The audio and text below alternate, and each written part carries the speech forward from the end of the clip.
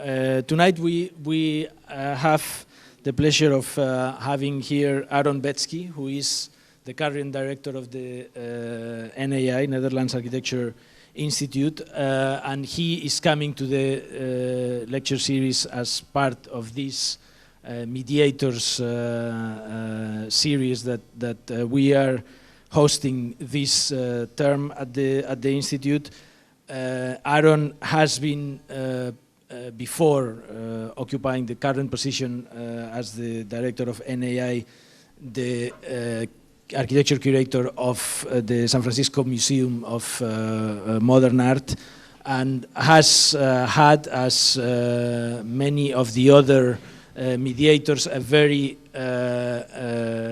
multi-sided career as a writer in magazines. There is a kind of several collaborations that is done with magazines all over the world, but he has been also teaching at Columbia University or SciArc or many other places, and he's published a considerable amount of books on architecture.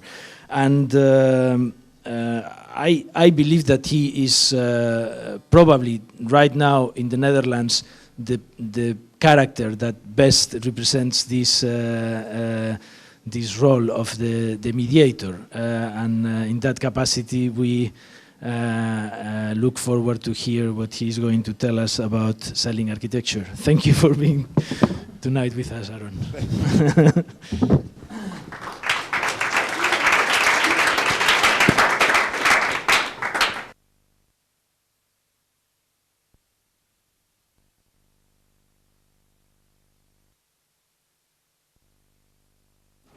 There. There we go. Okay. Hi there. Good evening. It's a little bit intimidating to be listed with all of these other big-name critics and power brokers, or machers, as we say in Yiddish, and then to be called the mediator. No, whatever. So I'm not really going to give you a serious talk today. I gave you a serious talk, I think it was only a year and a half ago or 2 years ago, and you have serious people like Rumer here who can tell you what it really is all about. So I will say certainly some things I believe in, and would like to try and explain how I think the mechanism of selling architecture works, but I'm going to do it in a fairly anecdotal and loose manner, if you don't mind. So to start things off, just to have fun, I thought I would answer the question that Dejan Sujic left hanging 2 weeks ago, namely, who the hell are those 30? Who are those 30 that are on every list that get to design all the important buildings? Who are these supposed star architects? So I made a list. I think they're 33 or 34, and I realized this afternoon that I'm actually missing one and maybe two, and I didn't have time to put their names in, so I'll just have to mention them. But I have them in categories. And we'll start with the AKs, which again is Yiddish for the alte Kackers, which I guess those of you that speak German understand what that means. But it's slang for the old guys. And these are, if you will, the dinosaurs. These are the guys who are still lumbering the earth and who more or less can get any job they want if they really want it, or think they can. These are the real masters of the game. If they're British, they're lords. If they're American, they have at least 150 people working for them. That's the way you know that you're really big. These are the people who travel first class, not business class. These are the people that can actually show up in gossip columns and in extra architectural columns. And what's remarkable, to me at least, and maybe it makes me feel old, is that not very long ago, many of these people had what you would think today of as avant-garde practices. The first time I went to see Bob Stern, he had 6 people working for him. The first time I went to see Frank Gehry, he had 5 people working for him. Some of these people have had practices that have gone on a lot longer, like Richard Meyer and Moshe Safdie. By the way, Moshe Safdie might surprise you on this list, but if you're not from the Berlage, but from maybe a larger architecture school, if you ask a fairly well-versed crowd what is an important architect, who's an important architect, his name shows up inevitably. And if he really wants a job, he is pretty good at getting it. So he really belongs in this list, believe me. But these people have defined architecture in a number of interesting ways, of course. They have defined it as, first of all, a form of the corporate office that cloaks or clothes itself with an expression of technology. And that's something that works very well. If you are going to have someone design a large office building, airport, shopping mall for you, having someone who is a lord, but who tells you that not only is this an efficient modern building, but because it represents cutting-edge technology, it also is a contribution to the general culture in which you are operating, it makes you feel pretty good about yourself. The other architects on this list present their work as being highly efficient, but cloaked in a very thin veneer of either history or contextualism. And then, of course, there's Frank Gehry, who just does weird stuff. And what is remarkable about Frank Gehry is that he, of all of the people, including people you'll see on the next list, had the potential of reaching through into this really, you know, the list you want to be on, the top of the pyramid, but who was doing things that were extremely risky and chancy. He's the only one who broke through, and one of the reasons was that he had a very large office and knew how to run that. And then along came a technology that allowed him to manipulate his weird stuff in a way that could be reproduced and could be made. CATIA and all the things around it. I think that's one of the reasons that he wound up probably at the top of this list. Then there's what I call the OGs. At least for me, they're the OGs. But what's also interesting is they are more or less the generation of '68.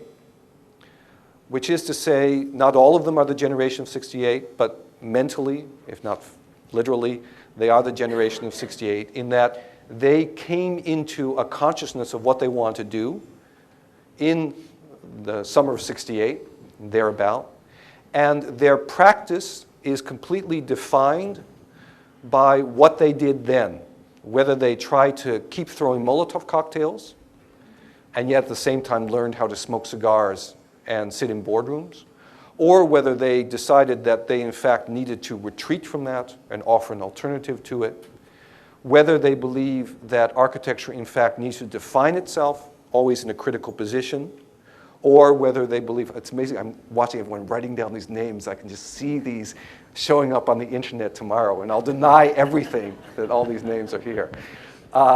They found various ways of working those issues through. Now what's interesting is that some of these, of course, are a little bit younger, like Zaha Hadid. But I believe that her work belongs very much in this kind of state of constant rebellion.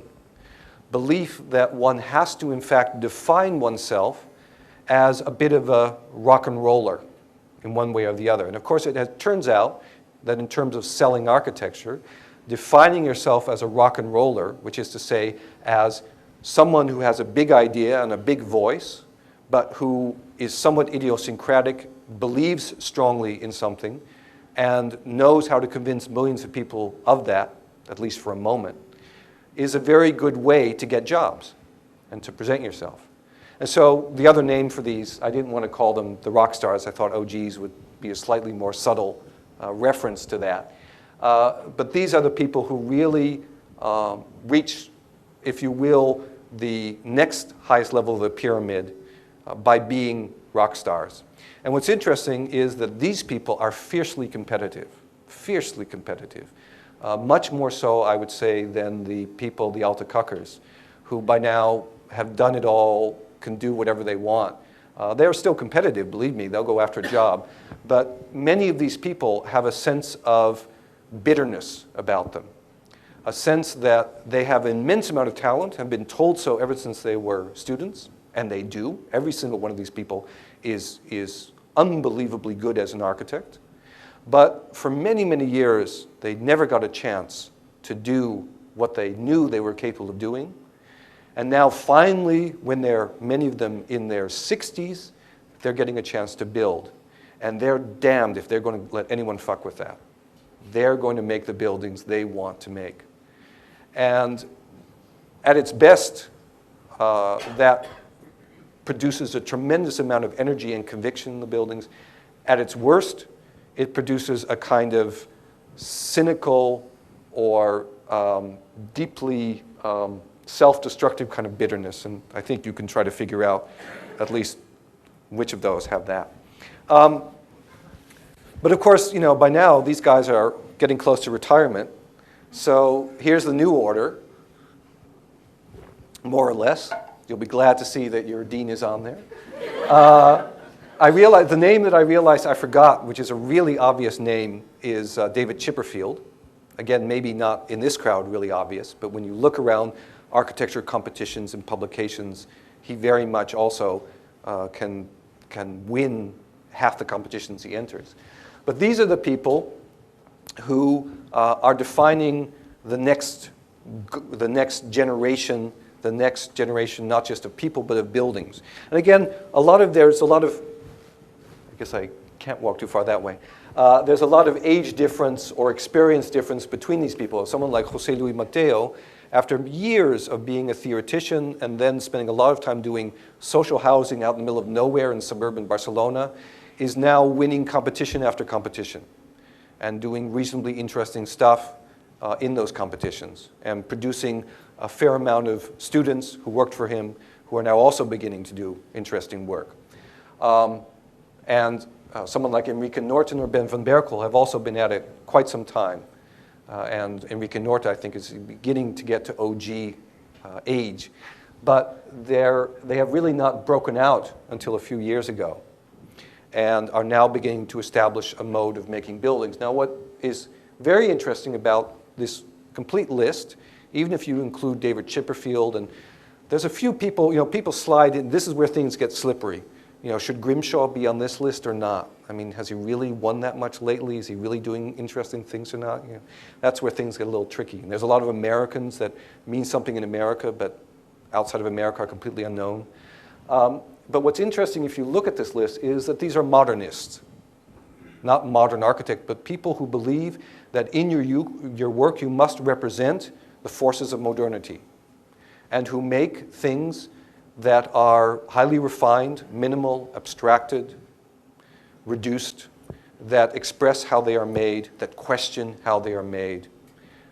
There's not a single postmodernist on this list, not a single contextualist, not a single person even who believes in the kind of importance of making monuments or heavy buildings.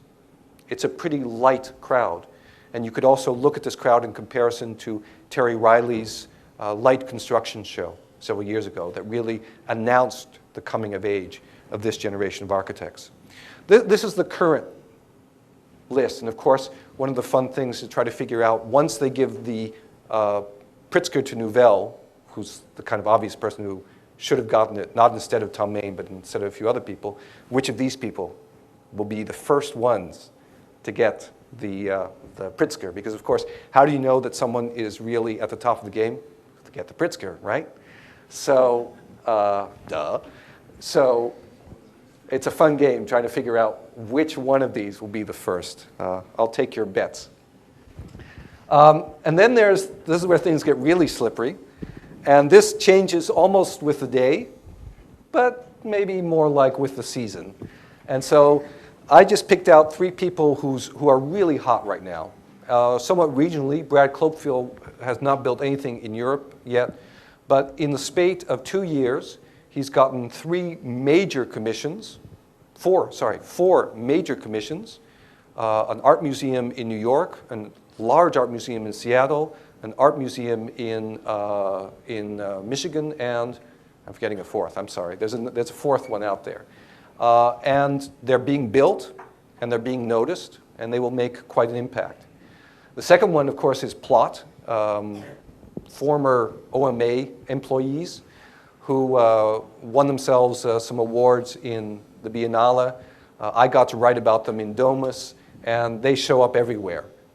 And they have the right profile, they know how to present themselves, and I predict that they will go far. And the third, of course, is Jürgen Meyer, who I believe has also spoken here, who won the Emerging Architect Mies van der Rohe Award, one of those other ways you can tell whether someone is hot or not, last time around, and now is won some major competitions in Seville and a few other places, and seems to be quite hot. But this could change. What's remarkable is how many architects seemed poised for stardom one season and have disappeared into oblivion or into a nice practice on a regional level the next season, and then another one comes up.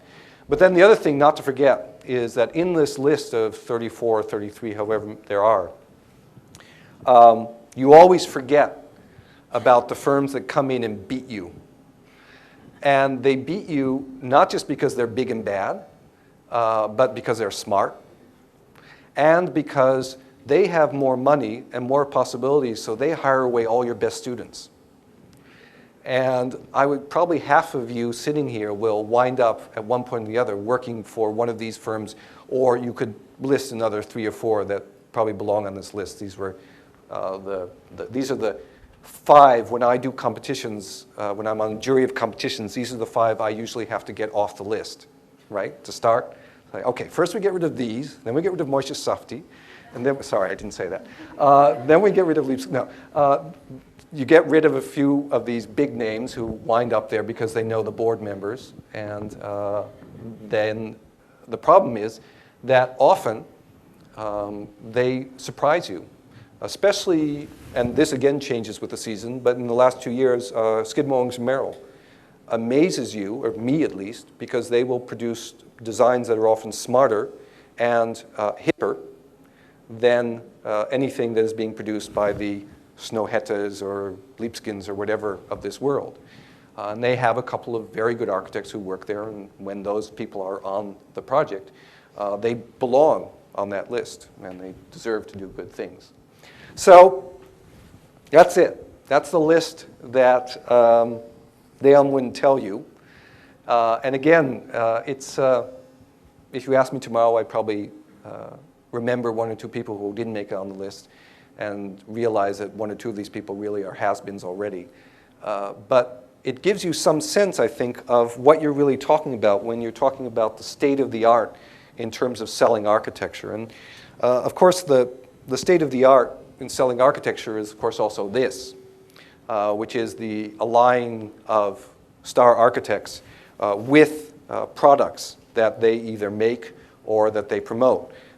Frank Gehry, in the case of his chairs,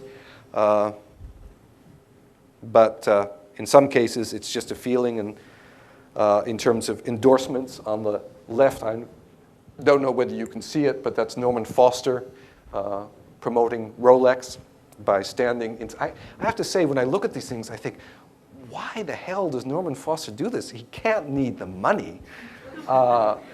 But maybe it also gives him a certain sense of satisfaction that he is thought of as the kind of ultimate Rolex wearer.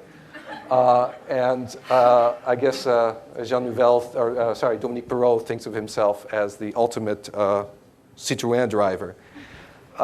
This has, of course, been going on for a while. Frank Lloyd Wright work. It's true, he did wear khakis. They might not have been marketed by or made by The Gap, but he did wear khakis. You can't get around it. And then, of course, there's the more insidious form of advertising, in which I think this is a very clever one, because, in fact, it aligns a particular architect, a particular tradition, and a company that understands that architect and those traditions all in a single image. So I think it's a pretty effective image, much more than this one, for instance, which is just the appropriation of a great building for a product. Though you have to think this is pretty smart, because, of course, the Seagram's building is the archetype of selling empty, clean, corporate, well-behaved oblivion and almost nothing. And here is a vodka company that is selling exactly the same in a bottled form. So they do, in fact, have a lot of in common. But it gets sillier from there, and these are images that were collected by Saskia von Steen, curator at the NIE, for the exhibition Selling Architecture that's up right now. There was my plug for the evening. These are some of the spots that use architects to sell everything from, I think the one at the top is insurance, and the one at the bottom is Heineken beer, because we all know that architects drink only Heineken, but this is my favorite one. Because it's so true. But those of you that don't speak Dutch, which I guess is a fair percentage of this crowd, the caption is, here's an architecture bureau on the road, in a Saab, of course, because that's what architects ride. And this is a fairly old one because it's a car phone. Remember when you had car phones rather than just cell phones? But what, of course, is interesting here is that you begin to see that architects have a certain image. They are associated with certain products, certain ways in which you present yourself, and cars are a very important part of that. Architects should drive either Volvos or Saabs if you're in America or England, and if you live in Europe, you can maybe drive an Alfa. But that already makes you a little bit suspect. But a Volvo or a Saab is completely okay to drive until you reach the OG or AK level, in which case you can splurge on the Maserati or the Porsche or whatever boy toy you can think of. But of course, the reality gets even worse than this. The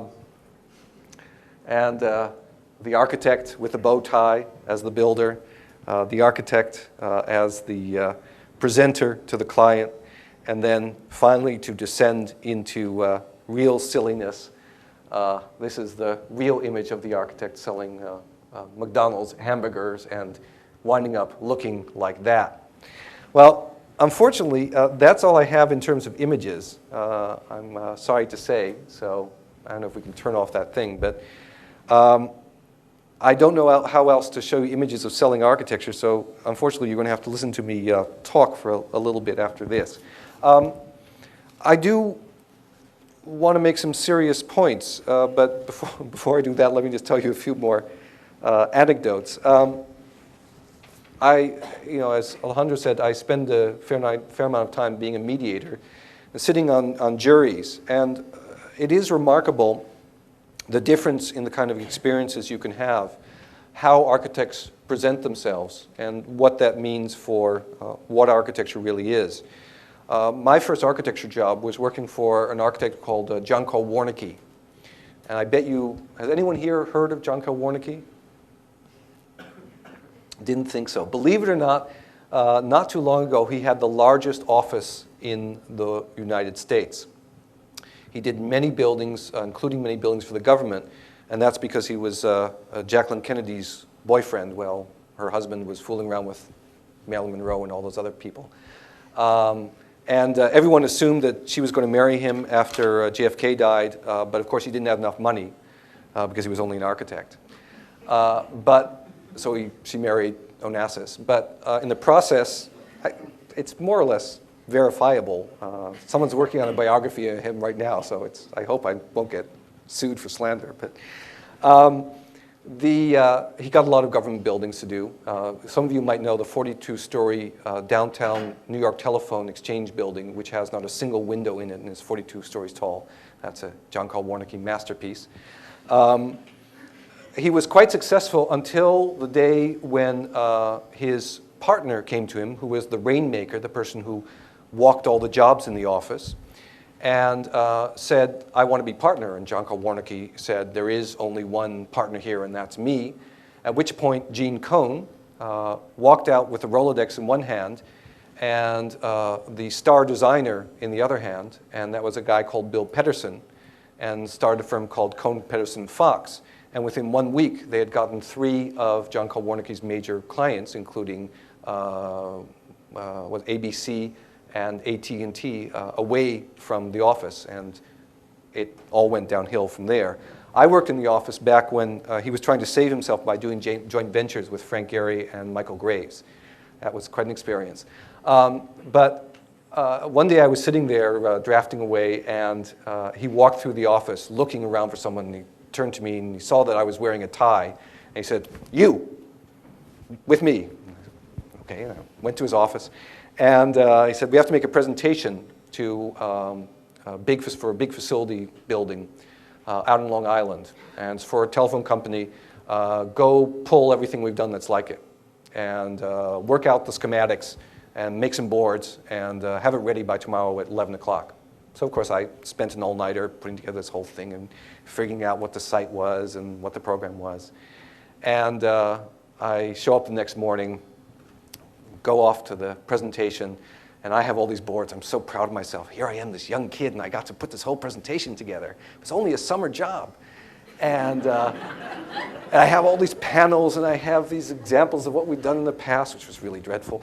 And I have examples of all of the different ways that the functions could be organized.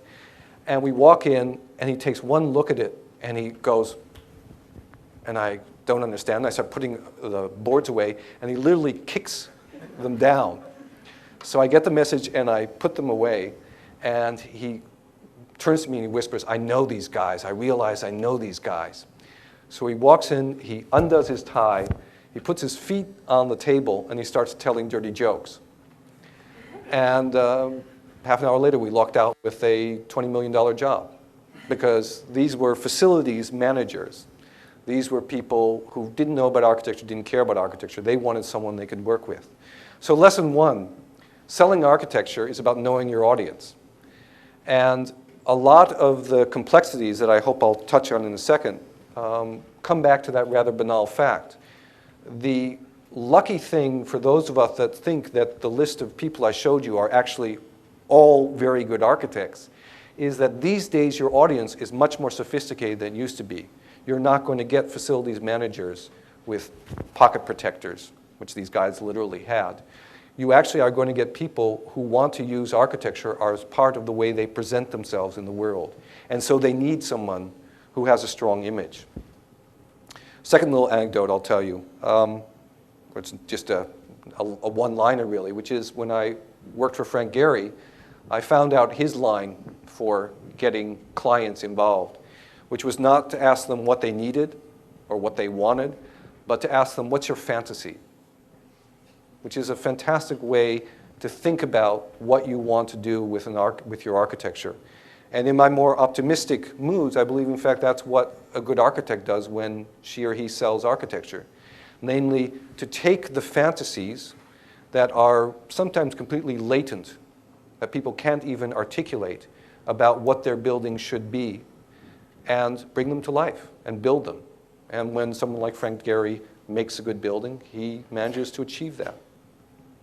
Third little story, I was recently on a jury for a large building in Mexico, new National Library. And we had a final list with some very interesting architects, locals, nationals, a few people who were on that list.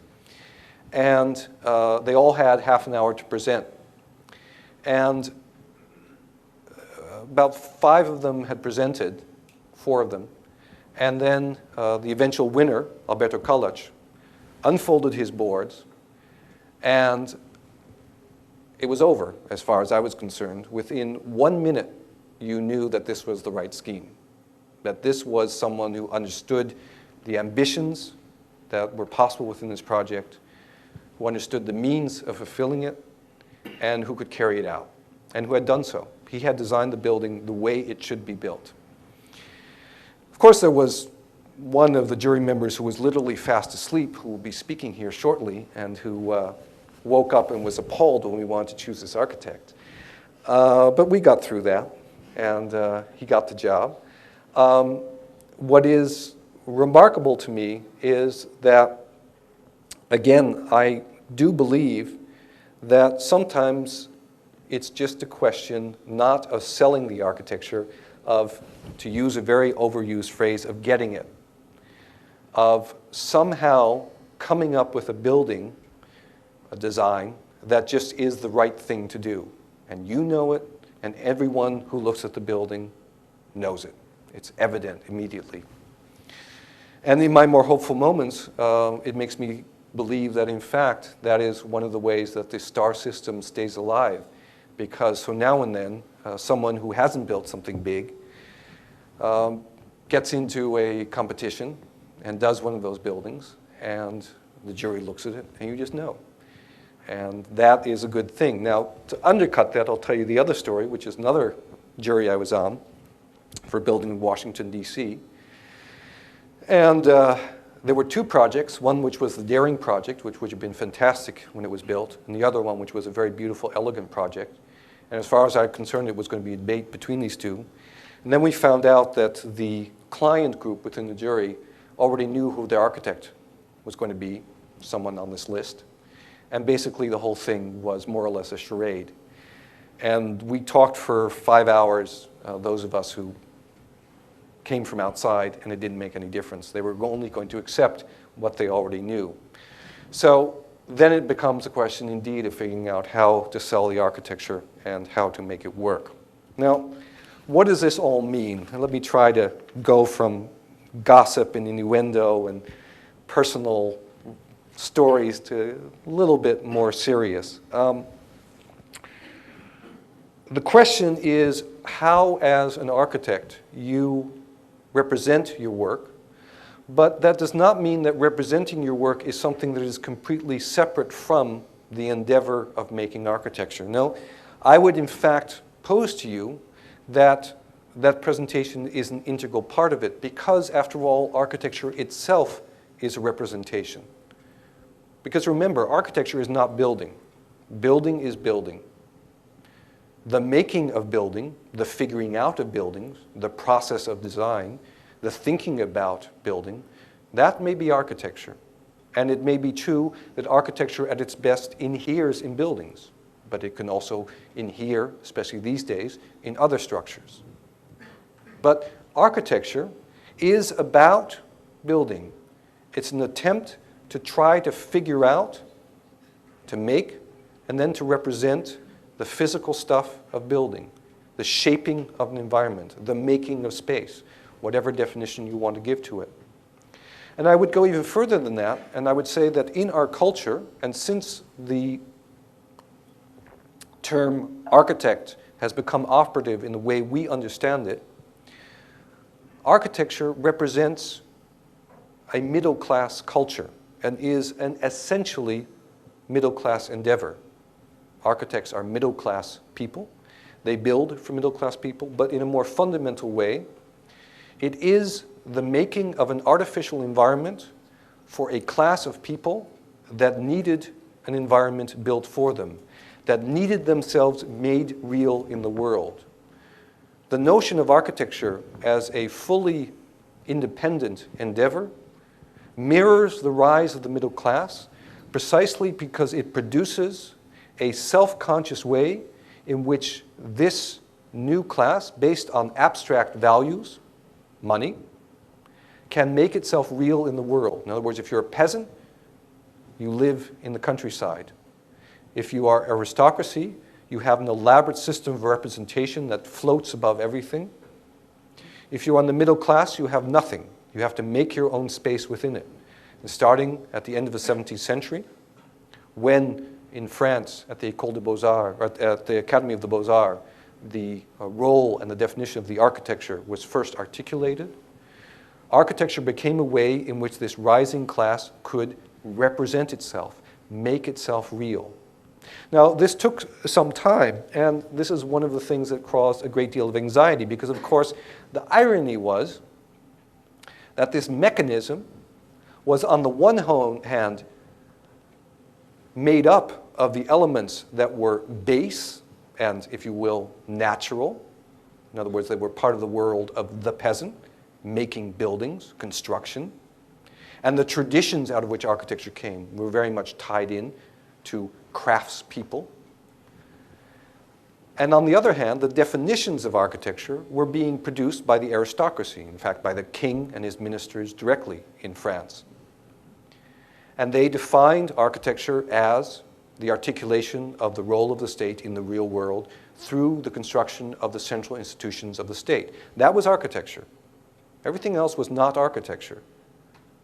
And so it wasn't until the middle of the 19th century that the idea that you have homes for normal people, or even an opera house, let alone a train station that could be architecture, came into regular circulation. And therein lies, and I'm not the person who invented this, several of the people who are speaking here have talked about this, Mark Wigley has talked about this a great deal. Therein lies the kind of primeval anxiety of the middle-class architect, which was not particular just to architecture, I must say, namely working with a language, a methodology, a set of definitions given to him, until recently, remember, only him, by the aristocracy, by the people above him, to a status to which he should aspire, but working with base materials, with real stuff. Caught in between, and of course this is in general the anxiety of the middle class, but it works itself out in the actual constitution of the definition of architecture. And the escape role for the architect was in fact to pose architecture at its most ideal as a utopian event, something that could in fact not be realized under the rules given or with the material given, but had to be posed as something ideal. And once that ideal, that utopia was built, then in fact a perfect middle-class environment of freedom and liberty for all, with everyone running around naked in beautifully columned halls, would exist.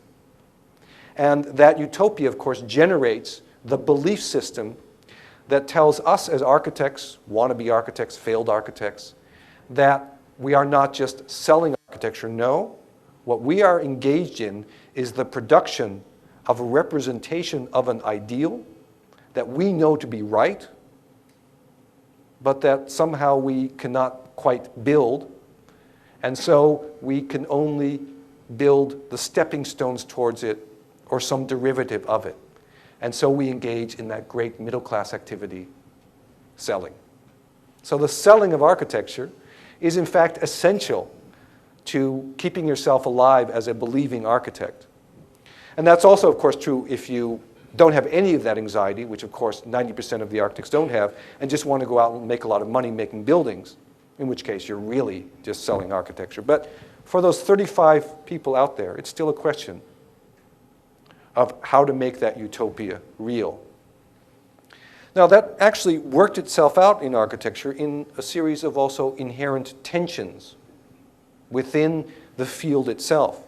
That in the École des Beaux-Arts, for instance, worked itself out in a tension between abstract order and a specific form of organization, between function-based buildings and typologies, between the notion that what comes first is the partie and what comes first is the marche, how you walk through a building.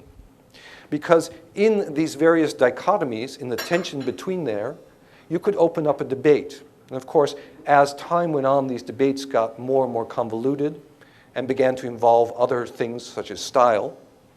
But I think if you step back from it, the tensions within the ideas about how one should make architecture were a mechanism that would allow for differentiation.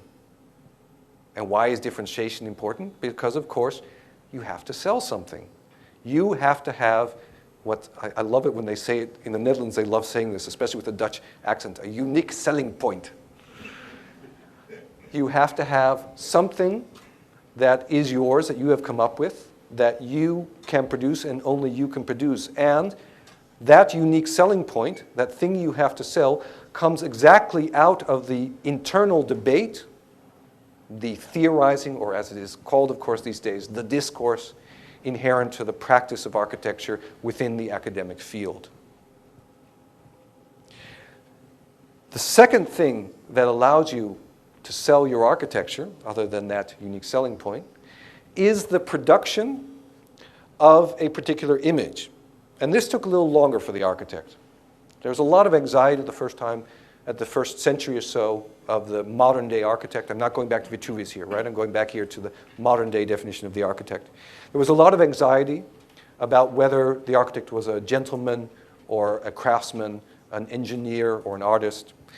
And this was finally resolved more or less in England in the arts and crafts movement, where a model was developed for the architect, the designer, and the artist as someone who produces something that is an idealistic reformation of the real world, an aestheticization of reality, but also is a crafted realization of an aesthetics theory. This was the nice trick about the arts and crafts movement. It believed that art should enter everyday life. And of course, when art enters everyday life, it exactly makes that bridge between the base and the ideal as a highly crafted object, which, and this is very important, is expensive. And which only the architect, because he is both an artist who knows the aesthetics and an engineer or organizer who knows the real world, can produce. And this finally let architects have something which defined them. The architect becomes this person between art and craft who can aestheticize the real and make the aesthetic real. And that has been what architects do and how they present themselves. And when I showed you those images, how they present themselves or how they are thought come out of the arts and crafts movement. The black, the bow tie, used to be capes, that's gone out a little bit now. That was all developed in London under the arts and crafts movement. Other places as well, of course, but that's really where the core of it happened. So with that, architecture got a mechanism for defining itself and defining a unique selling point and a way of representing itself. And it has been successful within the field. However, it's limited. It's a very limited product and it's an expensive product. The problem, of course, is who needs that project, who wants that product? Well, it used, as I said, the middle class. That's your audience. But they can't afford it, and they don't need it anymore. Because in fact, it now turns out that there are people who can represent middle-class values much more easily, much more quickly than architects can. That if you're going to spend money on crafted goods, you spend them on furniture and clothes, not on buildings. And that architecture has reached such a scale that to really build it well, you need a lot more money than one individual, unless they're a billionaire, can produce. So architecture has become relatively marginalized and finds itself working for clients who are a little out of tune with its traditions. And this has happened certainly since, I think Manfredo de Furey defined it very nicely, that aspect of planning disappeared into planning itself, and the image disappeared into nothingness, into zero, into the white blank canvas, and there was really nothing left for the architect to do. De Furey pronounced the architect dead after about 1930. Somehow, architects have managed to stay alive and produce quite colorful and reasonably complicated plans. But in a more fundamental sense, the question really is, what is the architect to do? What is the role of the architect? And it's very difficult to justify, and I have to tell you, I have difficulty selling architecture because it's useless and it's expensive. And the middle class has ceased to even exist as we understand it today. So what is it that architecture can do? What is it that architecture can offer? Well, there are many specific skills. And of course, there are ways of selling those skills in planning, in image making, in coordination. And in fact, what's interesting to me is that architecture has been extremely productive of extra-architectural success. In America, some of the most successful consulting bureaus, corporate consulting bureaus, were started by architects. And of course, architects in Europe wind up making movies that are a lot better than most buildings, They wind up being politicians. They wind up being a lot of things other than architects. Now, why is this? Because it turns out that those unique selling points and that audience might still work in other fields. And specifically, I would say that the place where it's most successful, or the two places where it's most successful, is either as an image, which is to say, as a slightly nostalgic and certainly romantic image of the coherence of a certain world view that can stand against the disillusion of traditional social and economic bounds, and that's where the star architects operate. But the other side, and I think it's important not to forget this because this is a secret of how most architects actually get work, is at the level of organization and collaboration. And this is, in a sense, chance. Architecture bureaus, and this would be another story, so I won't go into the detail of this, but people like Reinhold Martin have done some writing about this. Architecture bureaus, starting in the late 19th century, began developing ways of working that is flexible and highly productive and that is project-based. Of course, in the Netherlands these days, everything has to be project-based. And this has made them very good at being able to work in non-traditional formats, project-based, process-based, as consultants with changing teams. And when architects today are successful, it's because business people recognize that role in them, that ability in them. So to tell you one last anecdote before I tell you what I think architecture could do, I was recently on a jury for a building here in the Netherlands, and the architect who won because he walked in there and he had obviously done a complete analysis of what this little building was all about. He had Googled every member of the search committee. He knew the history of this institution backwards and forwards. He had figured out what the main issues were going to be. He knew what the money was. And in the conversation, he didn't say that, but he would address every single one of the members by their first name. He would address the financial points to the businessman. He would address the questions of internal problems to the internal manager. He would drop hints of how beautiful the history of this institution was. He was talking the language of these people. And it was a language made up of the bits and pieces of knowledge that the modern day business person, consultant needs to have, which is to say there is a new person out there who is the organizer, the person who can produce images, the person who can aestheticize reality and make the aesthetic real, who can make us believe in what we're doing, who can gather complicated information and bring them into form, who can develop an internal discourse that is unique to that person, who can do everything an architect can do. And these days, sometimes that's an architect, sometimes that's a politician, sometimes that's a fashion designer, sometimes that's a musician. It's become a wide open field. And these 35 people operate in that field. They're real collaborators and they're real threat, if you will, for the people they compete with, are Musha Prada and Gerhard Schroeder and, I don't know, Saatchi. The people who can come up with the images that make you understand what your fantasy is. And I think that one of the questions we have to ask ourselves is how does architecture operate within that constellation? What does it really have to sell? Well, let me offer you, to close, one hint of what I think it could do, what might be possible. And that is very counterintuitive. It's just a hunch.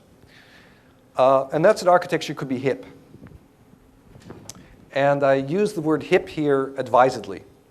And I base myself here on a book that was written recently by a fellow called John Leland, music critic in New York, called Hip, the History. But he himself is basing himself on the work of people like Robert Ferris Thompson, who also has been a great influence on a lot of my work and various other thinkers. And John Leland looks at the term hip and how it operates in American culture, and from that, generates some rather general statements which I'd like to share with you. Hip was, the word is derived from an East African language, Wolof, Hepi, and it came to mean, originally it meant a form of awareness, or paradoxically, as I understand, also a form of a secret. But it very quickly came to mean in the slave states, United States, the secret language that slaves used to talk to each other, based on their native language and on imported words, using phrases that would allow them to construct their own world against the world of the masters, against the world of English language and of the whip. And it allowed them to produce something that allowed them to survive. As Leland says, survival meant using the distance as a source of autonomy and dignity. Hip begins in a private language shaped to the circumstances of a new land. And it produced, paradoxically, a reversal. And in fact, paradoxically, producing reversal is what it's all about. He goes on to say, hip contains some constants: a dance between black and white, a love of the outsider, a straddle of high and low culture, a grimy sense of nobility, language that means more than it says. It's a way of reversing things. It's a way of making things other. As he goes on to say, hip lives in luxury. Poor societies worry about growing enough corn. Rich societies can worry about being corny. Hip shapes how we drive, whom we admire, whom warmth we yearn for in the night. Its sense transforms neighborhoods from forbidding to unaffordable. One of my favorite expressions, recent expressions of hip, was a little line from Nelly, from Nellyville, in which he takes, and for those of you who are Americans might really recognize this, the great American ideal for the agrarian middle class was 40 acres and a mule, which is what you would be given if you went out west. And Nelly says, 40 acres with a mule, fuck that, 40 acres with a pool. And that is, if you will, the dream that hip gives forward. Now, what's interesting to me is that hip here presents, in other words, a way of being cool, a lied word, a way of belonging, a way of distinguishing yourself that makes whatever it is you and the others who are hip to it do more valuable, better, more interesting than the rest of the world, even if the rest of the world might be richer or have complete control of you. Now, what's also interesting about hip is that it is, first of all, highly urban. As Leland points out, it really took off in a industrial setting because, as he says here, the industrial economy turned work into abstraction. Workers now left the natural world for a factory or job site between arbitrary hours among strangers and rivals to produce objects of questionable value to themselves. At the end of each workday, they had to reconstruct their identities in the world of leisure. The working world called for an antithesis of escape. Hip germinated in the off hour. Now, here I begin to see some interesting possibilities. Namely, something that is useless, produced in the off hour, and yet generated by that world of abstraction, that could be pretty hip. And he goes on to say, it is also allied with another factor, and that's with advertising. Advertising, of course, produces the hip, and the hip produces advertising, or is used by advertising. What's interesting is that what matters in advertising, Leland goes on to say, is not the thing itself, but the aura. It's not the thing, it's about the thing. Sound familiar? It's not the thing, it's about the thing. And how you make that aura. How do you create a secret language, which I've heard spoken in architecture schools now and then, around an object that is itself less important than the aura around it. It also has a direct connection to cities because, as he points out, hip is what causes creatives to move to the city, and if you're hip, you'd be there already in the creative city. Now, where it gets even interesting to me is where he actually starts to define the qualities of hip. And I should be clear to say that he does not talk about architecture or even visual arts at all. He only talks about music and language. Very deliberately, because music and language, especially music, are ungraspable, because they are something that you can't quite hold on to. But he goes on to say that the definition of hip is that it is a trickster art. It is made by tricksters, those people who introduce contradiction, those people who fool you or con you. Those tricksters live on the outside of the law, and they're unreliable. They remind me of some architects I know. But they're actually also important in what they do. Because as he says, the prophetic trickster points towards what is actually happening, the muddiness, the ambiguity, the noise. They are part of the real, not something to be filtered out. Tricksters chase away the naivete that believes in life without ambiguity. The people who built America had a word for the stripping of illusion. The word was heppy or hippie, to see or open one's eyes. It is the beginning and end of hip. Now that's a pretty amazing thing for hip to be able to do, to open your eyes. And in fact, Leland takes the implication of this to its logical extreme, which is to say that in the word of DJ culture and virtual reality, in fact, hip is finally coming into its own. A word produced out of codes, secret, liberated, highly luxurious, and yet made out of nothing. A trickster language that can be anything, that can open your eyes to something pretty amazing. But what is also important is that it is not actually a kind of making. And this is how he defines it. Hip captures this moment of anticipation, a present tense that never becomes the done deal or the past. Hip is to crime what gangster rap is to real gangbanging. The attitude and the lingo are the same, but the music is all implied potential, the real thing, all grisly result. Hip is the frisson of the bullet or blue note still in the air, dangerous but remote. Its alternative is the romance of work, and that's no romance at all.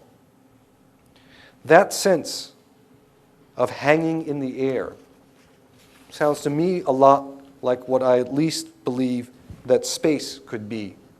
Because underneath this little narrative on how you sell architecture and what it means to sell architecture, I still do believe that there is something that we have to sell, and that is space. That is empty, open space. Space not in any kind of sacred way, but exactly as that potential itself. And if architects could get over worrying about how to be hip and just be hip and make that kind of space, then I can see some possibilities. Because like architecture, hip is about reinvention. As Leland finally says, to be hip is to be open to believe in the possibility of reinvention, to understand oneself as between states, neither one nor the other, without original sin, forever on the road. Or as I said in Wolof, to see, to open one's eyes. That is the kind of architecture that I certainly would want to sell. Thank you.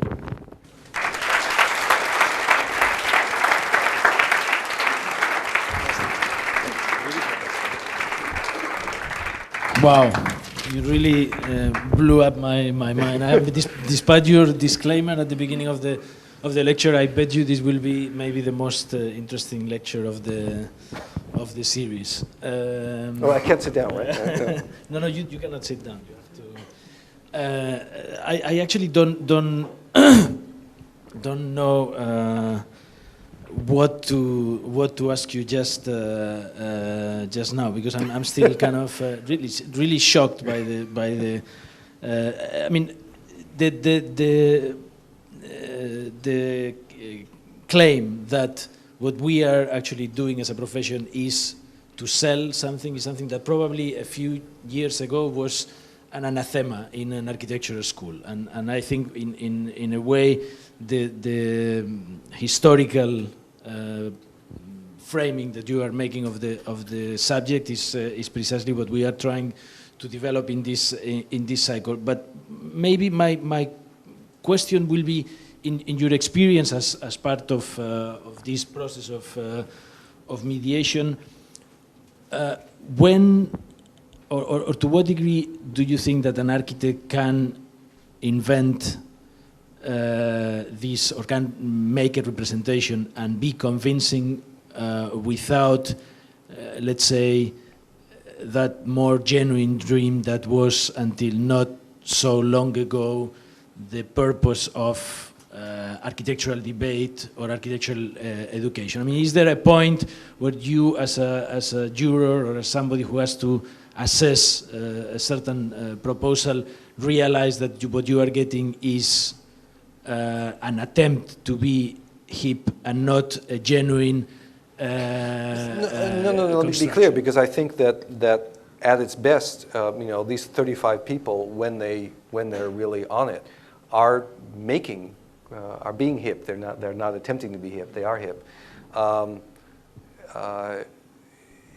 The problem, of course, is that which is something that Dejan pointed out, and that is, of course, the problem with all of this, that when you get to that level and you wind up selling something in Barcelona one day and in London the next day and in Taiwan the third day, how do you manage to remain hip the whole time? How do you manage to stay awake the whole time, producing something that is relevant and significant and appropriate?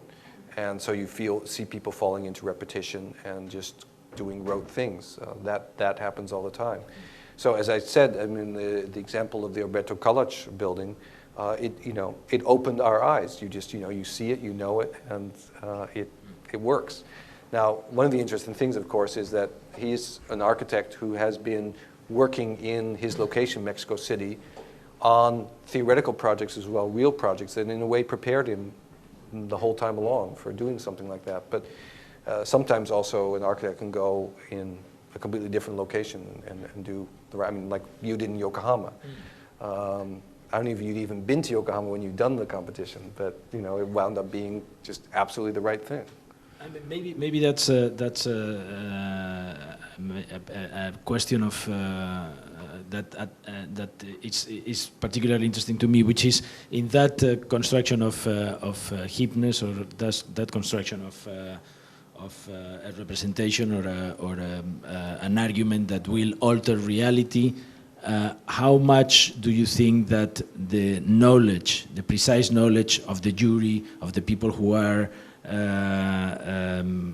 assessing the situation of the client, plays a role versus the foreigner, the other who comes from nowhere and deploys something that what level of connection does exist between the reality of the project and the proposal that is the client has to be hip, and the jury has to be hip, and the situation has to be real.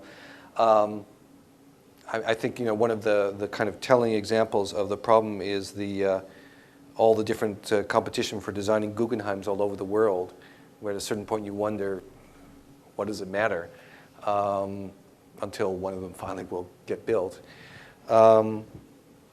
And of course, the school example, of course, is also the disaster of the whole 9/11 Ground Zero competition. I do think it is a constellation of those factors coming together, but so why is that list now more hip than? I mean, for example, Dejan Sajic would be somebody who kind of is against that. I was going to finish this by, it's a constellation of these things coming together, but exactly as I try to point out, one of the things that makes architects successful is their ability to jump into projects. Remember what I was talking about, that this particular tradition of working on projects enables architects very quickly to jump into a situation understand it, understand the ingredients, and spin out the possibilities for it, which is one of the reasons they sometimes become consultants, because they can do that so quickly. So that, and I think that the people who make that list and stay on that list are the people who are able to do that and have the kind of organization that can also do that.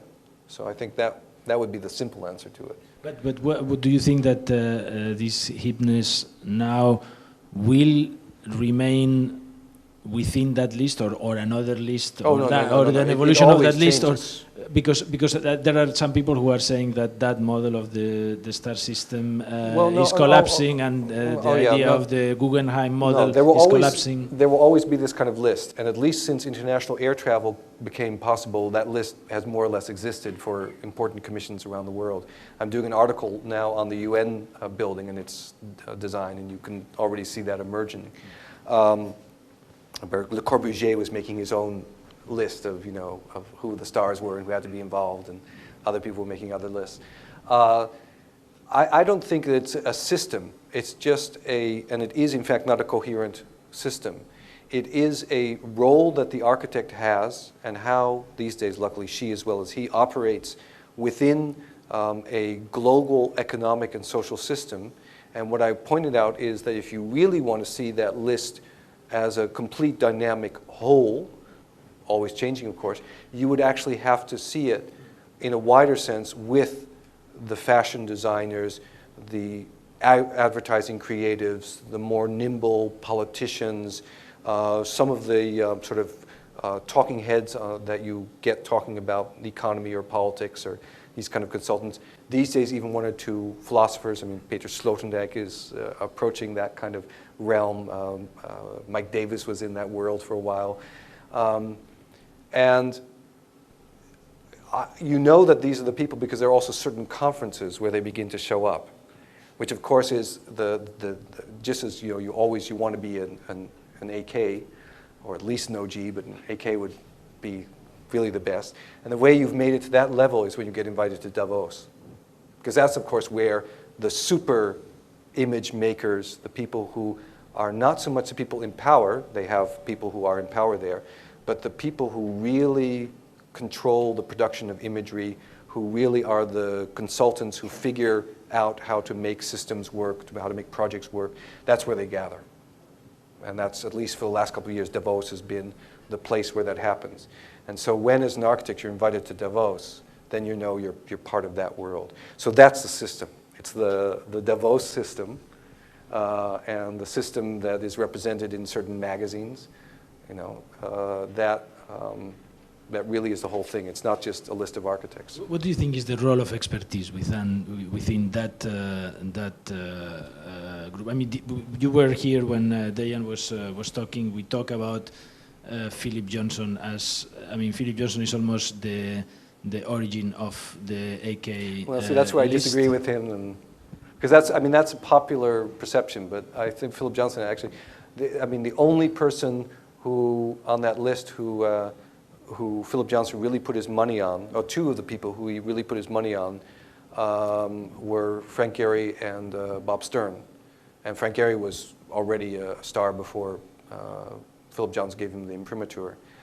So it didn't really work that way. Again, as I said during Diane Suchik's lecture, if you really want to look at the genesis of the family tree, as Charles Jenks used to like to make, you would look at things like Saarinen office in America, and maybe the Smithson's office in England and a few other places, rather than Philip Johnson. But before the current AK list, people were not. If you look at what you call as the AK list, they are people who like to operate within a particular individual world.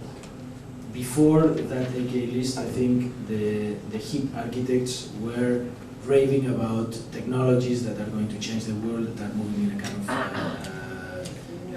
that was one of the shticks. But, there were a lot of different shticks.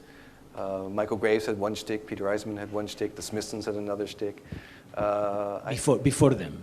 Before them. Before the Smithsons even. Before, there was yeah, I something mean, with like SOM, etc., etc. The kind of race of the corporate model. Yeah, responded absolutely. to an entirely different constellation where there's the kind of stars were not. That's absolutely true. That's why I thought that, at least from my knowledge, which is much better in terms of this kind of history in the United States, the Tsar novels was much more important because it was that link between the corporate model and the individual model. Although, don't forget that there were people operating in this manner long before this. Lutyens in Great Britain, or Burnham in the United States, I think are good examples of people who already operated in that mode. So the roots of that system, I think, are deeper than just the 1970s or 1980s. I'm sure there are many other people who want to ask you things. You already got to ask a bunch of questions. Who's your favorite architect? That's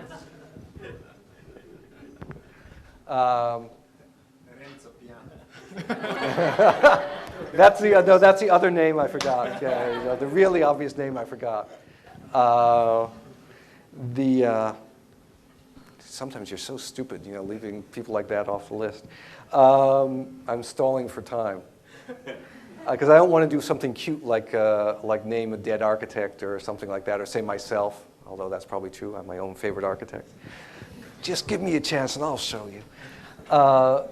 But no, to be quite honest, I would say that there are three architects or three architecture practices right now that define the best that you can do with architecture. They don't always do the best buildings, but to me, they are completely on top of the game. And I don't think when they're on top of their game, no one touches them. And that's still Frank Gehry and Rem Koolhaas and Herzog de Meuron. And other people, that's not to demean these other people, but right now, those three people just have it together. And when they are, or those three offices, when they're really producing something, it's awesome. It's just absolutely amazing. So that's an honest answer. And I promised myself today I was going to do nothing but be honest and not try to hide. So. More questions.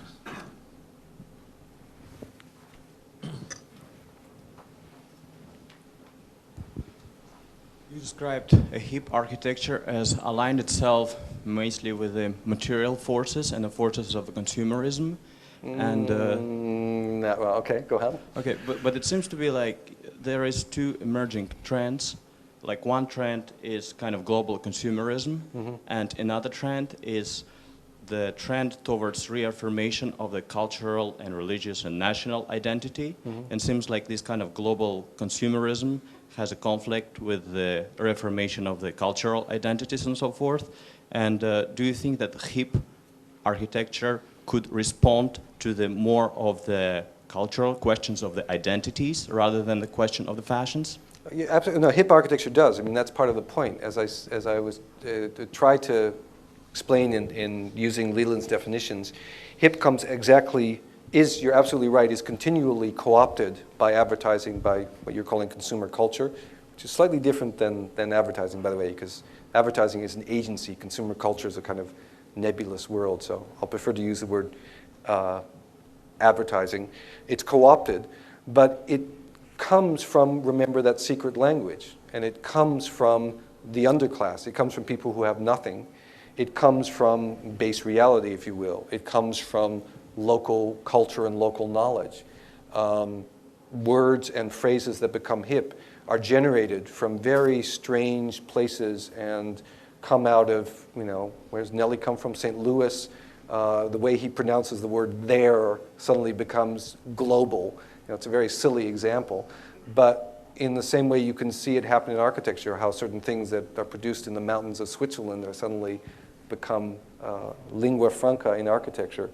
So at its best, what I'm calling a hip architecture would actually work at continually rescuing some sort of secret against the appropriation that advertising will always affect. At its worst, architecture, like any other cultural production, is part of that appropriation itself. So I think it's I wish I could say it's the choice of the architect, but quite often it isn't, because you're just caught up in it immediately, like as you see in those ads themselves, but also in more subtle ways. So there's no strategy for doing that other than trying to be as aware to what you're doing as possible. Does that, yeah. More questions? No, I was just wondering, what's the difference between camp and hip? Because camp, you could say, is something which stays more in the margin. It's more controversial. It's more strange. But before I answer, perhaps you should answer. No, it's a really good question. Also because in the past I've worked, if not with camp, I've worked with something that's sort of allied with that, queer. And exactly the question, can you make an architecture that is always escaping from appropriation by being the other, by being strange, by being incomprehensible, but in a ironic manner, or in a manner that is closely tied to sexuality, which somehow makes it more real, tied to the body, or that is tied to some other form of alienation, or some form of alienation. And I think that's still a possibility, but I must say I am concerned about the fact that that always puts architecture or art or literature, whatever uses that in a very limited field. And it, first of all, becomes difficult to take it serious, which is also a problem for hip, by the way. But second of all, it always, by definition, limits its appeal. So you can be a hip architect and be very successful and hopefully still blow my mind and everyone else's mind. It's very difficult to be a camp architect and be very successful. You might be able to blow my mind, but it's very difficult to be a camp architect and be successful. Good.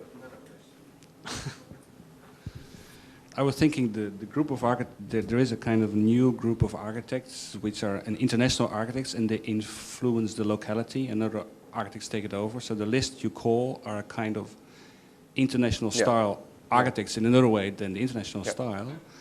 And somehow I think they never land, or they are in Neverland, in the sense that they are above, and they meet each other at congresses, but they are not so much local. So how would you see how this kind of hip architecture has because there are still exceptional cases where you can experience it. How does it influence the real land, the real locality? Where does it land, this Neverland architecture? Well, I think I wouldn't underestimate, because the best of these architects, whether it's Frank Gehry doing what looks like wild things, or whether it's Sejima doing cool minimalist boxes, the best of these architects, when you go to the building, what makes them work, what sells them, is that they are absolutely right in their situation. That somehow this architect is able to drink in that situation and reproduce it in a way that is a fantasy of what that place could be. And when it works, that really works. Of course, the problem is that a lot of times, as you're saying, they jet in, they produce the squiggle, and then they jet out again. What is interesting, and this doesn't answer your question, because how does it land? I think that one of the ways it lands is just by breaking open a situation and making people realize that you can work in a different manner. And that's also true, for instance, in what Rem Koolhaas does. He's very good at breaking open situations and reversing them. In other ways, it's a more subtle articulation of the site. But also quite often, it is a insertion of exactly the global into the local. The Chepluk Airport in something like Hong Kong.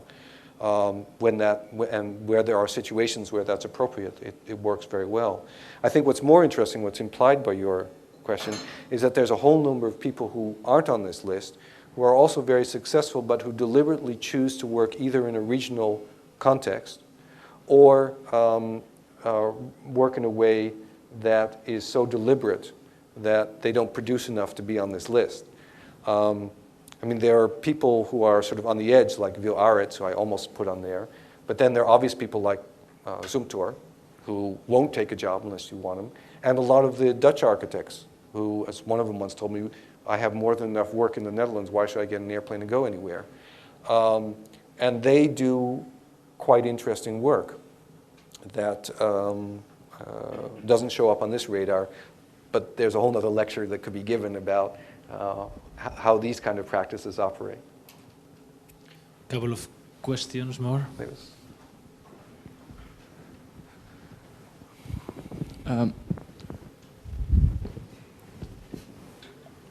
Let's say, I think if we look at the list you made, especially I think at the second and the third, I think there are two different kind of drives. One is the marketing drives, and these different firms have to, let's say, differentiate themselves.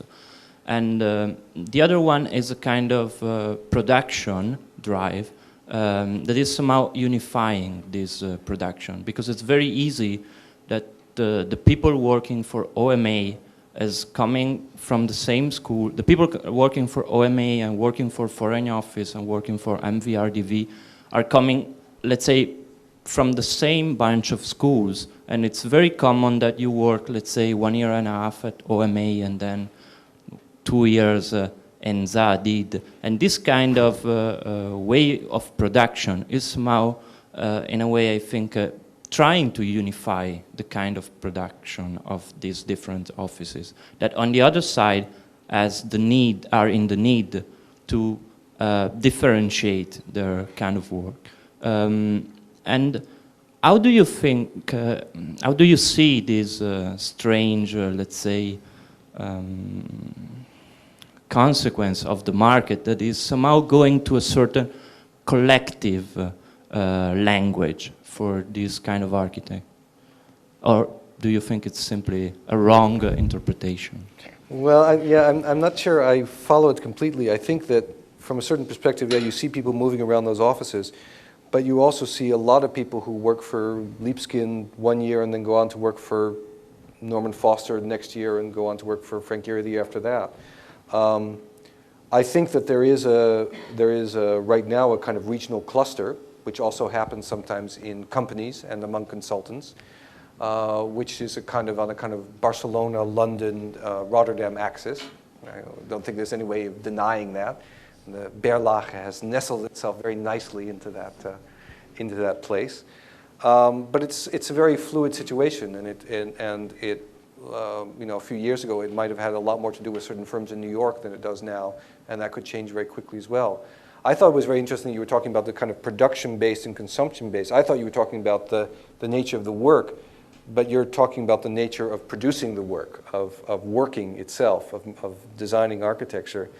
And I understand this sense of, I think that in the offices you mentioned, there is a kind of a self-awareness of this project-based working that has generated some of the unity that you're talking about, whereas in some of these other architects, there is much more of a consciousness of how one presents that work. And perhaps that's the contrast of what you're talking about consumption. But I think that those things are also beginning to flow together. So I'm not sure, for instance, in the work of, say, Diller and Scofidio, where you would put those. I think that they're sort of crossing those lines. Someone like, or in the younger group, someone like Jürgen Meyer, same thing. No, maybe I say it a little bit more brutal. Okay. Do you see any Is there a possibility conspiracy? for this, let's say, kind of shared way of production to somehow, let's say, kill the star system? No. I just make another remark. The third list you presented, for instance, compared to the second one, is quite different just in the list, because it's mainly not made of family name and family name, but of, yeah. So I think there's also a fashion now of giving yourself, first of all, there's a change in that there are a lot more couples. Second of all, there's a change in giving yourself fancy names. It was fun. I went to the Young European Architects exhibition at Schiphol, and they all have names like D non-form, Re non-X, by Northwest. I mean, they're all weird. Sorry, I don't, that might be insulting to some of them. I'm sorry, I didn't mean it that way. But there is this kind of new wave of giving yourself these kind of neutral names. But I'm not sure that there's something fundamental there. And I think that the differences you see might have more to do with familiarity and with how much they've crystallized out than with anything kind of fundamental. I mean, you might be right. Maybe we are moving into a much more fluid type of system. But just for instance, to give an example, I mean, about 5 years ago in the music world, which of course is always ahead of where the architects are, there was a lot of theorizing that the day of the rock star was over because now it was all just going to be the DJs. And what do you get? Chesto, Moby, or well, I guess Moby's over. But you get this whole generation of Neptunes. I mean, you get the star producers and DJs who have the same sort of role. So yes, it changes and it's a different definition, and we'll have to wait and see how it happens. But it's still that way of selling the product based on a certain kind of knowledge. And I don't really see that changing in a radical way for now. One more question? I think... Okay. I think she had a question up way before us, her hand up way before. What do you think, or how would you explain the fact that political became so hip the last 2 years in relation to Eyal Weizmann or Stefano Boeri?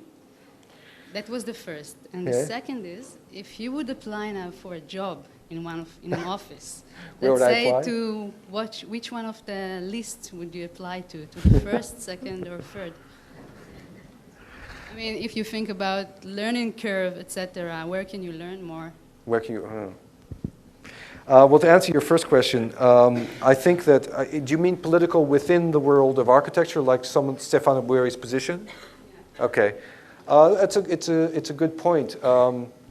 I think that, because I could have given another talk which would have been really honest, which was about how this all works within the world of architecture critics. And there it turns out that one of the things that you can do to differentiate yourself is to adopt the political as your mechanism. And what's interesting is that it has been singularly unproductive until now within the field of architecture, whereas some of the other positions have been more productive. But who knows? You know, give him Domus for another year or two, who knows what will happen. But to answer your second question, if I could choose any architecture firm that I could work for, I'd probably go work for Dillard Scofidio, just because that's where I would have most fun. But where you could learn most, I'm not sure if I know them on the ground that much. I would suspect that it is still true, what it certainly was true a few years ago, that, and this will sound like a horrible cliche, that you can learn most from OMA because of their way of working, exactly because it is such a sponge for information and for different strategies for engaging the built world. I have a feeling that might be changing somewhat now, but I just get that from, you know, snooping around the office once in a long while, so it wouldn't be really an informed opinion. I think that maybe we should leave it now. Before I embarrass myself even further. It was really a remarkable lecture, courageous also, and I think that is always to be thankful for. Thank you very much. Thank you. Thank you.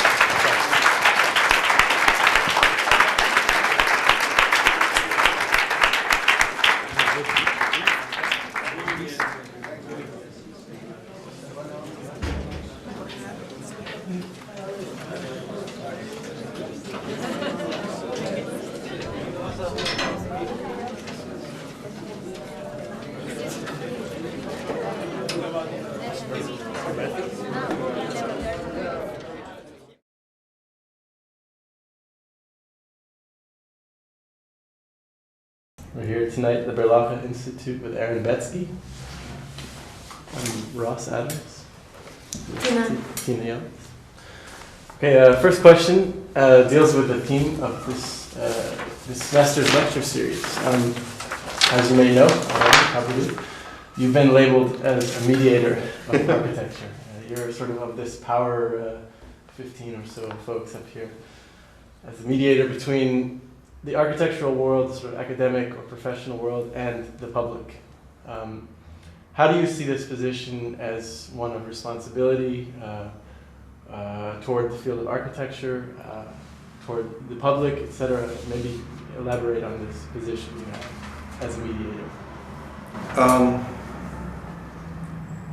Well, on the one hand, I'd like to think that actually it was a position of responsibility where it is your task to try and bring architecture, which can be pretty closed and hermetic seeming to most people, together with an audience, a wider audience. On the other hand, I think you have to be careful not to overestimate the role of the architecture critic or the mediator or whatever you want to call it, because architecture is still a very, very tiny field.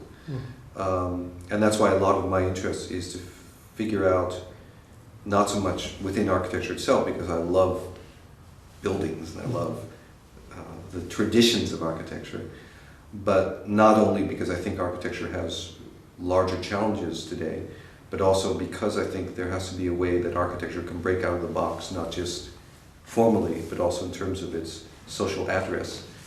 I've done a lot of work that you might think of as being at the edge of architecture and being involved with using architecture as an interpretive tool or as a way of understanding other social or sexual histories. And that's been more or less consciously exactly because I want to break out of that. So I like to say that I tell fairy tales about architecture, in which I tell a story about a land very far away, which might actually be your own country, a long time ago that might actually be today, that could be what the city, your environment could be if you actually worked on it. How much that works and how much influence it has, I have absolutely no idea.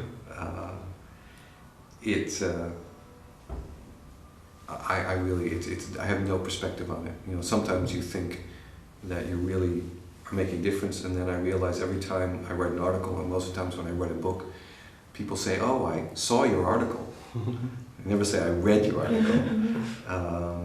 So it's sometimes more of a enabler than a mediator. Okay. And it's also like we were reading about you. You're like, I mean, the definitions of you, like an architect, critic, curator, educator, lecturer, writer, everything. Like you're an architectural power breaker of the 21st century. Broker, sorry. Wow. And also you were awarded as an Educator of the Year by the American Institute for 2001. No, it's the California chapter. Okay. So within all these spheres, how do you prioritize things? I mean, do you have a kind of agenda or just there's many go with answers. the flow? I mean, the first answer is I'm just a failed architect. The second answer is I still don't know what I want to do when I grow up. But to try and be a little bit serious, I love and am passionate about architecture and design, and I am passionate about it on a level that probably has a lot to do with psychology, and I probably have to go on the couch to explain why, but I also, on a rational level, I hope rational level, think that architecture and design can be a very powerful tool for understanding the world around you. If you try to understand it in terms of economics or politics or philosophy, those are abstract ways of understanding the world. Architecture at its best is very real. It's all around you, and it's part and parcel of your everyday life, which also means it's often hard to distinguish, hard to see.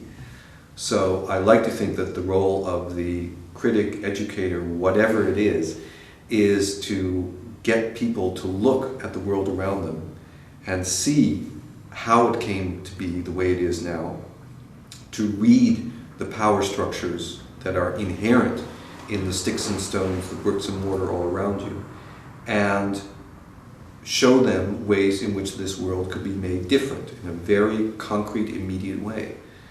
And all the things I do are really about that.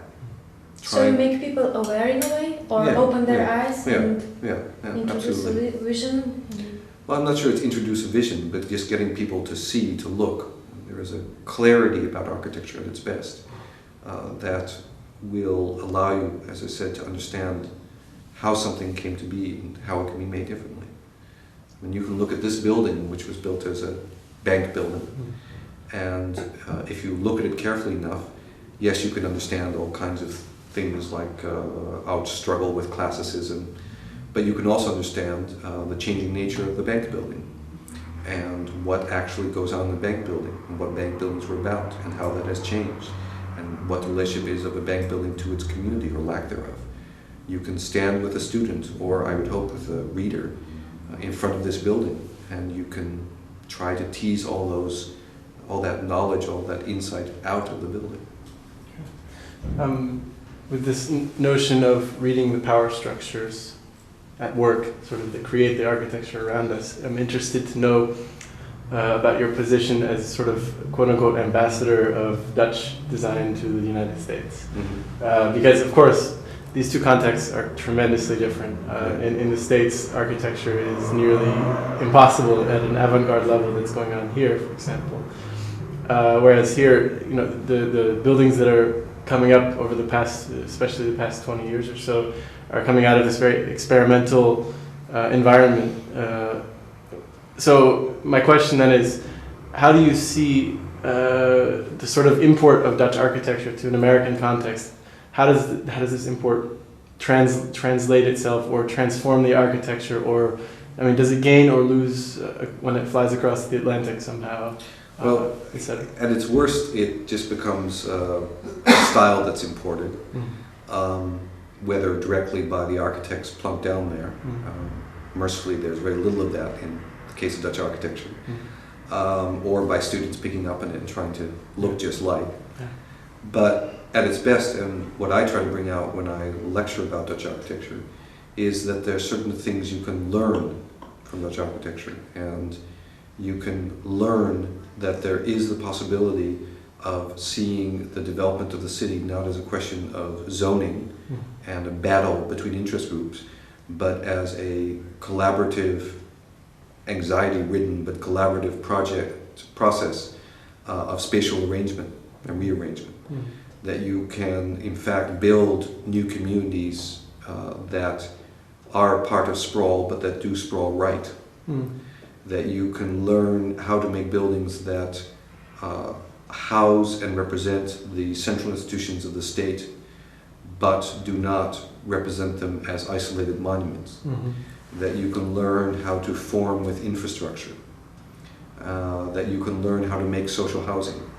I mean, these are all things that you can learn by looking at Dutch architecture. And then I would hope that you then say, well, don't say, okay, I'm going to make a little row house in East Podunk, Iowa, but rather, sorry, I don't mean to insult Iowa, but somewhere in Iowa, but that you say, well, how could we do this? What can we learn from this? How could we do this? So in that sense, I would ask who your audience then would be, because in a way, it would seem that most architecture students and the sort of young architectural crowd probably would be very happy to do this, since in all of the publications over the past 10 years, we've seen, yours included, we've seen Dutch architecture at its finest. But what is the difficult step, I think, is to educate a sort of broader public. So as a mediator yourself, do you ever take that role to maybe educate a larger public that's not part of the architecture? And I have to say it's very, very tough, and it's very easy to get lazy about it, especially in America. In the Netherlands it's easier. In the Netherlands I do a monthly column for Man magazine, which is a men's magazine, and there is a broader interest. In America, I had to work really, really hard to get articles placed in the Shelter magazines, in the New York Times, in the LA Times, in San Francisco magazine. Not because they paid a lot of money, but because that's how you reach a wider audience. In the Netherlands, I just had a meeting today. We're going to do a pilot for a television program, which in America would also be very difficult.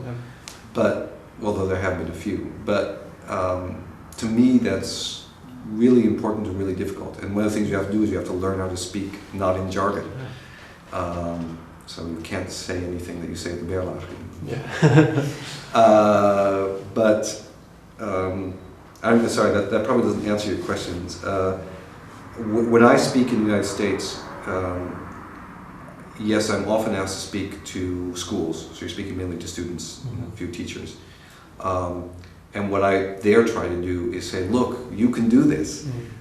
Don't get in this situation that most so-called professionals are in the United States, which is complaining the whole time and saying, oh God, we can't do anything. And then other people say, no, the architects just don't know how to make good buildings. And you wind up getting in this blame game and no one wins from it. And if you can talk to students and say, look, you can do this too. And that's why I try also not just to show pretty pictures, but to say, this is what you can learn from it. This is your responsibility. You cannot go on either engaging in, sort of jerking off with words or with going out there and building for evil developers. You have to take responsibility. Sorry. Okay, just you stopped with this kind of how do you approach or how do you take your role in? Oh yeah, so I was saying the students, you can sort of give them something to hope for and believe in. When I speak to grown-ups, I try to put it in terms, fashionably today you talk about things like best practices, but also try to drum it into those people who call themselves professionals, that you have to take responsibility. You cannot pretend that you are powerless as an architect. You have a responsibility to make good buildings and to make them in a responsible way. And that's true for everything from just making well-designed buildings to your environmental responsibilities. And you cannot walk away from that. In this context, do you see maybe the Dutch architecture has this kind of a level of projective practice, while, as you mentioned, in the States it's only on the level of criticism? Do you think, is there any relation, or is it, what's the situation in the States? Is it changing? Or how do you see, where is it going? Gosh, I have no idea. I do think that the split between theory and practice in the United States is much more pronounced. Just as the split between a conservative or contextual architecture and a modernist or autonomous architecture is much stronger in the United States and in the Anglo-Saxon tradition in general, that is in Netherlands, Germany, other parts in Europe. Whether that's changing, I would hope so. I think that there is a new generation that has a greater ability simply because of technology to engage in larger projects. Think of it this way. One of the reasons that architects who experimented or who were interested in an engaged practice, either intellectually or environmentally or anything like that, got fewer chances in the United States was because there was such a premium on being able to prove that you had efficiently produced large-scale buildings or buildings of a certain type. If you hadn't done a school, you wouldn't get to design a school. Whereas in Europe, there is a series of traditions, the Beaux-Arts traditions, the technical university traditions, that actually give clients the faith that even young architects can produce buildings. What is happening now, of course, is that you and I could get together and we could design a skyscraper and we could pretty much design it. We could call in all the consultants, we would have the latest version of AutoCAD and everything else we needed, and we wouldn't need an office with 50 people. We might need a few people to help us, but you and I could do it. We could really see it through all the way from the beginning to the end, and we could write the reports that would prove to the client that we knew the financial parameters and the structural parameters, and we could coordinate all the consultants, and we could do this, and there could be a 50-story skyscraper. Even 10 years ago, 15 years ago, you wouldn't need Skidmore, Owings and Merrill to do that. And now I think that's one of the liberating possibilities that technology has offered for him. So that gives me hope, I must say. Within this sort of the presence of architecture in the media, do you see that it's changing? I feel obviously in Holland it's quite present. I mean, as your phone call just confirmed, it's very much there on the half hour every hour. And, but in the United States, I could say these are probably your two areas of expertise. Do you find that architecture is taking on a more present role than, say, 15, 20 years ago?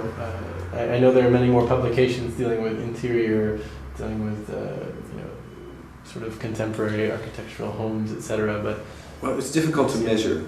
There certainly is an increased interest in design, although those things go in waves. When my parents first got married, it was the thing to do to go to design research and get your furniture, and it ebbed away and came back again. But I do think that there is more, on the one hand, more of an understanding that the arrangement and use of your physical environment, your lakes and your forests and your cities, is important and is part of your daily life, and that you can know something and should know something about it and should do something about it. And it shows up in ways in which architecture is not so much just talked about in criticism, as a way, for instance, that architecture now shows up, if you look at the New York Times, in about 6 or 8 different ways, in various real estate sections and travel sections, and it has many guises. On the other hand, of course, what's contributed has been the buy-in by architects into the star system. Because whatever you can say about it that's negative, and there's much you can say about that's negative, it produces recognizable faces that you can, if not have on the national news, you certainly can have them show up talking to Charlie Rose. Now, that itself is already a big step. And you can have them be appearing in the magazines as semi-celebrities. That's a big step. And I do think that has provided a visibility for architecture that for all of its problems you shouldn't knock. And I think you should try to figure out how to play with it. And so when architects complain about this, my response is, well, don't just complain about it, figure out what you can do about it and how you can use it. On that note, can you name the Power 30? I have to wait for the lecture. I have them on the slide. Oh, okay. I think I have 33, and I realized I forgot one. So. How to become part of the star system? That's a really good question. Because of course the ideal answer is you either got it or you don't have it. And I have to say, of course you never know, because like last year I was, or the year before that I was at the Parthenon for the first time since I've been in school. And I was looking at it going, oh my God, it's so right. It's unbelievable when you see it, how right it is. And then I was thinking, well, is that because my last 20, 30 years has spent learning about why it's right and seeing buildings that are ultimately based on that? Or is it because it really is innately right? So that as a, God, I'm losing my English, kanttekening, as a note, side note. But I think it is astonishing to me, time and time again, when you go to a jury, student jury, building jury, how you can pick out the right designs. Not always. And sometimes no one, if it's a building, a competition for a building, no one quite gets it, but there's one that's a little better. But other times, I'll talk about a little bit this evening as well, someone just presents their work and you look at each other and you say, well, yeah, that's so much better, that's so much clearer, that's someone who really understood the program, the problem and the issues. So I do think that there is an innate talent that can be recognized by a combination of, and I'll talk about that a little bit this evening, of Fingerspitzengefühl, this ability to turn it out with your fingers, an ability to present it in a clear way. That does not mean present it in a wonderfully coherent rhetorical fashion, because some of the best presentations have this, ah shucks, I don't really know what I'm doing, but here it is anyhow. Frank Gehry is the most famous example of that. And the ability to back up both of those with a good organizational sense and ability to get together with a team and really work it out. I think those are the kind of three minimal ingredients you need, and it is fairly remarkable when you see a student who you can tell already has those things. Yeah. On the other hand, 2/3 of those people disappear into something, into making money doing boring buildings or going to the internet or something like that. Yeah, I was just going to ask you, so there is an alternative, in your opinion, like between this star architect system and this, not prostitute system, but when you actually work just for material benefits? Is there any in-between way? Oh yeah, no, I think there's a lot of people, and this is the same in the United States as it is in the Netherlands, who survive doing small buildings and thinking about them a great deal, or doing theoretical work and teaching and engaging themselves with architecture. And some of them eventually break through and win the competition or get the right commission and become stars or starlets. And others, their whole lives just do very interesting buildings. And those also come in various kinds. I mean, there are the architects who prefer the shelter of a big company. There are the architects who do one beautiful building once every 1 year, 2 years, 3 years. And there are those architects who wind up having firms that are good firms that stay regional. I did a series of forewords in the United States on firms that do very good work that is very localized, in Des Moines, Iowa, in Las Vegas, in Boston, all these different places. And I did a few in Europe as well. And at some point I would love to try and pull those together and make an argument about that this is also a very particular kind of way of making architecture. That, strangely enough, within an internet-connected global economy world, also has a great deal of validity, because it's also about building up social networks, getting to know each other from the Rotary Club, whatever, playing golf, and doing very particular things, but using the tools, both using OVERP to make the fancy structures, and being good enough that you can attract the good young designers from all over the place. And those firms fascinate me as well. I think they really do interesting work. Can you briefly, probably this will be the last question for this evening, but can you briefly describe how you became the Aaron Betsky that we all know? Well, when I was a young boy. Through manifestos? Well, as I said, I'm a field. I got involved in architecture both because seeing great architecture in the Netherlands. I was about 13, 14 years old. I went to have tea with Mrs. Schroeder at the Schroeder House, and that really blew my mind. But I think the real key was when I arrived at Yale, where I did my undergraduate work in humanities, thinking I was just going to do history or something like that. And I took the freshman lecture course with Vincent Scully, who was one of the most amazing lecturers on architecture. And that probably set me going. And then I was lucky enough to start taking some design courses, and did at the end of my freshman year, tagged along on a graduate trip that Charles Moore did with all of the graduate students through Rhode Island and Massachusetts and Connecticut.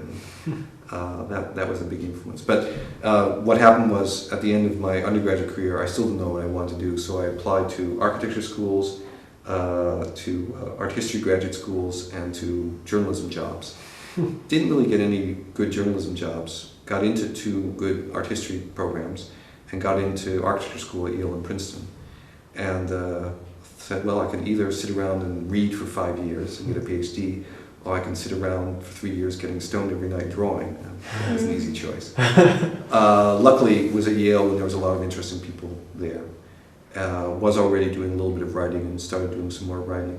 Then, when I graduated, I got 2 job offers for ridiculous low amounts, being a junior draftsperson, and the offer for more money being a faculty member at the University of Cincinnati. So I did that and taught for a while. And I met Frank Gehry at Yale, and I would see him once every 6 months or so, somewhere or the other. And we had this routine where he said, "When are you going to grow up and learn how to become a real architect?" And I would say, "When are you going to give me a job?" And he would say, "Oh, I have no work. I have only 5 people working for me."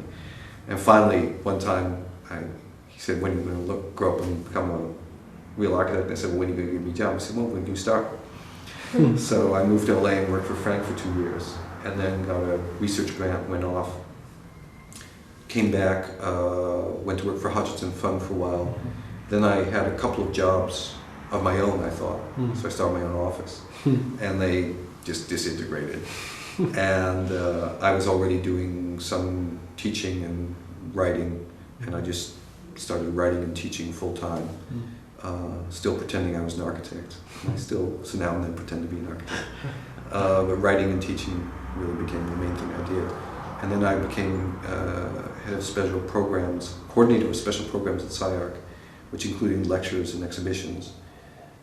And I guess through that I was asked to be curator at SF MoMA, and did that for 6 years, and that gave me. Okay. So you're really everything, like. Yeah, that's why I said I really don't know what I want to do when I grow up, but it will have something to do with architecture. Cool. Okay. Okay. Well, thank you very much. Thanks. Good.